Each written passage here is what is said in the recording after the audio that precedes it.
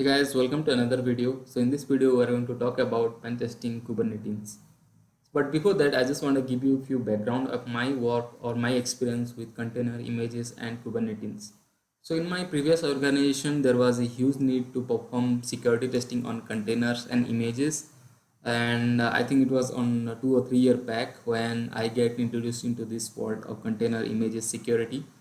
So there was no proper documentation for performing security testing on containers as well as for the developers. So any developers are picking up any random images from any random website and started to using them just to satisfy their need of developing their application. But then we realized there is a huge gap, so we need to come up with a best practices or a guidelines for the a developer for basically writing secure images. But then along with that, we also come up with how to perform pen test on container images, because that was a requirement from my team or our side to perform security testing on them. So we have gone through a lot of different tools, like you take any name tools like Docker CIS, maybe Dagda, maybe Anchor, maybe tools like Sysdig Falco, Claire, all those things. So all those things I have used basically. So the way we used to do is like we used to create a like vulnerable environment, perform security testing on them, and then come up with the POC stuff, right? So in those days, I think 3 or 4 years back, there was no proper guidelines for performing security testing on containers or images. But right now there are a lot of sources available. So in this video, the reason I just gave you a few background because I have worked with containers and images for quite a bit time. And in this video, we are going to talk about specifically Kubernetes. So in those days also, there were some of the developer who were using Kubernetes, but there was no proper guidelines for using Kubernetes. So Kubernetes is also a very complex environment. So, but yeah, just to give you a brief idea about Kubernetes. So Kubernetes is an open source orchestration system for automation of your computer deployment, scaling, computer management, and all those things, right? So Kubernetes is quite complex when it comes for any developer to manage, and with high number of complexity, there is high chances that you will find a lot of vulnerability in that, or there could be a lot of things that go wrong, like misconfiguration and a lot of different things, right? So in our team, basically, we were using, I think, CubeSat and other things. So I didn't have much depth knowledge about performing pen testing on Kubernetes, because that is where, I mean, I stopped working on Kubernetes at that time. But I still have low or basic knowledge about that. Now in this video, we are going to talk about specifically pen testing Kubernetes. So this Kubernetes code is been developed by one of my very close friend named as Madhu, and he has basically written everything or most of the like vulnerable scenario or misconfiguration that can happen in Kubernetes. Along with that, how you can test basically and how you can like exploit it. So in this video, I'll be going through all those things. Again, please note these tools or this everything is developed by Madhu only. So full credit to him for making this really easy. So Kubernetes Go is designed to be intentionally vulnerable cluster environment to learn and practice Kubernetes security. And this is something that I'm using from Katacoda link, because that is where it has been like ready-madely available for you. Of course, you can develop on your own by following some of the tutorial which he has given already inside the documentation. If we open the GitHub page, basically we will see what Madhu has written and everything, right? So this is where he has also presented, I guess, in OWASP Bay Area meetup. So we can go through the YouTube video, which will be again better directly from the author. So I'm just going to go through my way of performing pen testing on Kubernetes. And yeah, it's just a click and browse to play in Katacoda playground. So yeah, for the beginners, when I started learning performing secure testing on containers and images or Docker and all the stuff, I think this is the website where I have learned everything or most of the part, like using Katacoda website. So you can go through this Docker container. I will put the link in the description so that you can learn at least few things, right? So setting up Kubernetes Goat, he has also provided everything. But yeah, also he has provided like all those scenario that it is covering, like sensitive keys in code base, SSRF, container escape to host system, privilege escalation stuff, and even he is maintaining like hacker container preview, all those things, right? So you can go through this documentation in details. So for this time being, I will directly go ahead. These are the contributors which they have to be get some respect for this, right?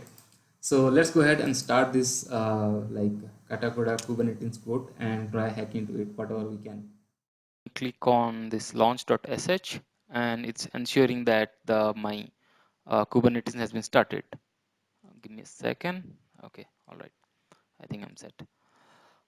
Next thing we need to do is cd kubernetes goat. So this is basically changing the directory, and if I type over here ls just to see the content, so there are a lot of different things which are over here.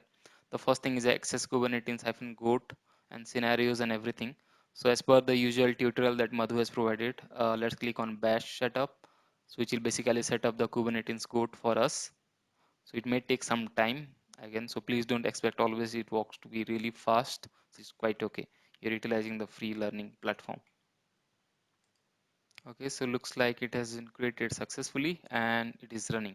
So next thing, so the script that we use basically is setup kubernetes hyphen goat.sh. So if you want to see that, I can definitely show you. So you can type cat setup kubernetes.goat.sh. So this is just basically running some of the kubectl command to set up the environment, picking up the content from your YML file and just start it to run.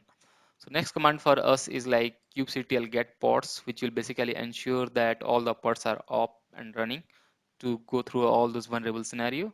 So as you can see, there are some of the status is completed, some of them are running. So let's wait for some time. You might have to type this command 2 and 3 times just to ensure that all the pods are running basically. So let's wait for a few more time. And depending on the scenario, sometime it might take like 30 seconds or to 1 minute. So we'll wait for at least 1 to 2 minutes to make sure that it is working. Okay, so all the pods are up and running now. So one of the check jobs is completed. I'll just give a final get pods, which is fine. I think this is completed means it will start on running. So once these pods are ready, all you have to do is click on bash access kubecode.sh, which will basically take you to this part only, which I ran basically some time back and it is working fine.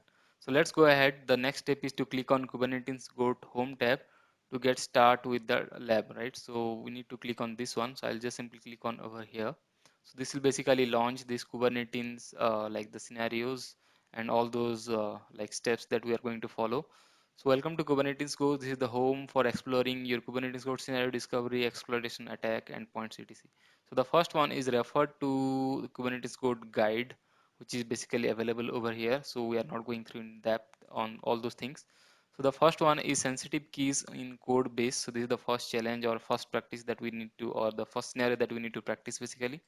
So developer most of the time or sometime they leave behind sensitive information like version control and all those details when they are moving or working inside CI/CD environment. So we tend to forgot identifying sensitive information in code and commits. So let's see if we can find something cool over here. So this is one of the not only related to Kubernetes, but in any environment, most of the time or some of the time developer leaves sensitive information directly in the some part of the URL. So you need to enumerate properly. So the first one is running on port number 1230. So I'll just simply go here and let's see if I'm open this custom port. Okay, so it is running. So the first one is 1230. I'll simply type 1230 and display port. So this will basically say like welcome to Uber Cool service written in Go language running in AWS version controlled using GIT. So GIT. So in this scenario, we are going to utilize this information to perform security attack.